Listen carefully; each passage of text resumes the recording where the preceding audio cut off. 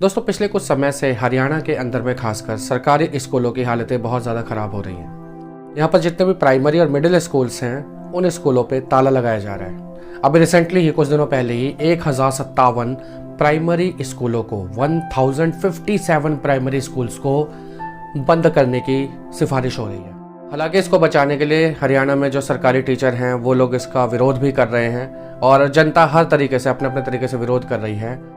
इस वीडियो के माध्यम से मैं भी कुछ सवाल अपने देश की सरकार से पूछना चाहता हूँ। यहाँ पर मुद्दा खाली हरियाणा का नहीं है। ये जो हालत जो आज हरियाणा की हो रही है, यही हालत पूरे देश की भी हो सकती है और इसमें कोई दो राय नहीं है कि जिस तरीके से सिचुएशंस चल रही हैं उस तरीके से ऐसा हो सकता है कि शायद आने वाले कुछ समय में हम ऐसा देख ले कि ऐसे ही कुछ सरकारी स्कूल हमारे यूपी में बंद हो रहे होंगे, ऐसे ही कुछ सरकारी स्कूल हमारे पश्चिम बंगाल में बंद हो रहे होंगे, ऐसे ही कुछ सरकारी स्कूल हमारे मध्य प्रदेश में बंद हो रहे होंगे। यानी एक तरीके से देखा जाए कि पूरे देश में जो सरकारी स्कूलों की जो हालतें हैं उस हिसाब से सारे स्कूल्स को बंद कर देना चाहिए सरकार के मुताबिक।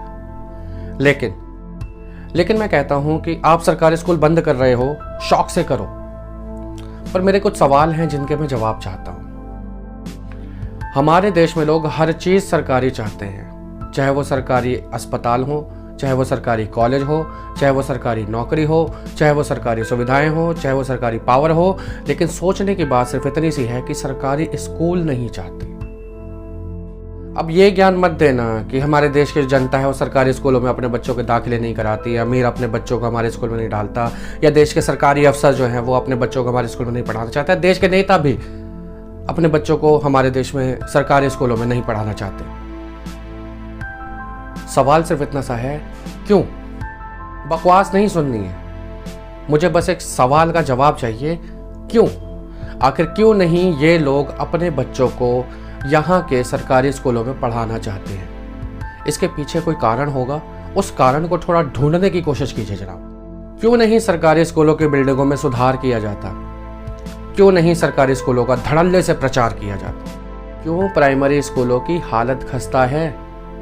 क्यों नहीं ज्यादातर मिडिल स्कूलों में पीने के पानी तक की व्यवस्था है? क्यों नहीं इन स्कूलों के बच्चों के प्रति टीचर्स की जिम्मेदारी है? अब ये मत कहने लगना जी कि बच्चे हैं जी पढ़ना ही नहीं चाहते।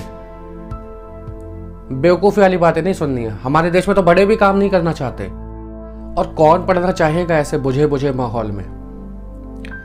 कमरों में रोशनी नहीं, गर्मियों में पंखे नहीं, सर्दियों में फर्श पर बिठाते हैं, और बच्चों के खेलने का सामान तो कुर्सियों पर बैठे जो गिद्ध है ना, ये खा जाते हैं। अगर आपके सरकारी स्कूलों की एजुकेशन व्यवस्था इतनी ज़्यादा अच्छी है तो क्या कारण है कि माँ बाप, गरीब से गरीब माँ बाप भी अपने बच्चे को प्राइवेट स्कूल्स में एडमिशन कराना चाहता है? और यहाँ पर मैं बात उन बड़े बड़े स्कूलों की नहीं कर रहा हूँ जो कि एकड़ों में ज़मीन लेकर बैठे हैं। मैं उन स्कूलों की बात कर रहा हूँ जो 100-100, 150-150 गज के अंदर में 8x8 के कमरों में बैठकर जो बच्चों को पढ़ा रहे हैं। उन स्कूलों तक में माँ बाप अपने बच्चों को एडमिशन कराने के लिए तैयार हैं, लेकिन सरकारी स्कूल में नहीं।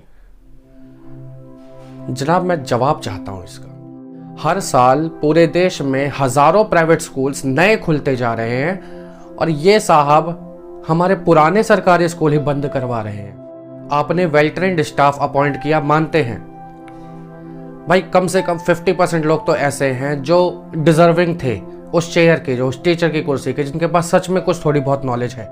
लेकिन भैया, जो बंदा टीचर बनने गया है वो अपना टैलेंट कहाँ दिखाए?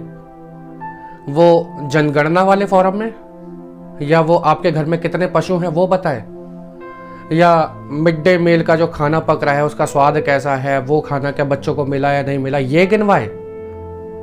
अरे भाई, वो कब पढ़ाए? ये वीडियो ना तो किसी पॉलिटिकल पार्टी के लिए नफरत है और ना ही किसी दूसरी पॉलिटिकल पार्टी के लिए प्यार। ये सिर्फ और सिर्फ एक आम आदमी के मन की आवाज़ है, एक ऐसे इंसान की आवाज़ जो सच में चाहता है कि इस देश में परिवर्तन हो। दोस्तों, इन सभी सवालों में से अगर एक भी सवाल आपके मन में कभी भी आया हो तो इस वीडियो को ज़्यादा से ज़्यादा शेयर कीजिए ताकि हम देश के ज़्यादा से ज़्यादा लोगों तक अपनी आवाज़ को पहुंचा पाएं और देश में सरकारी स्कूलों पर हो रहे अत्याचार के खिलाफ हम अपनी आवाज़ उठाएं। जय हिंद, वंदे मातरम।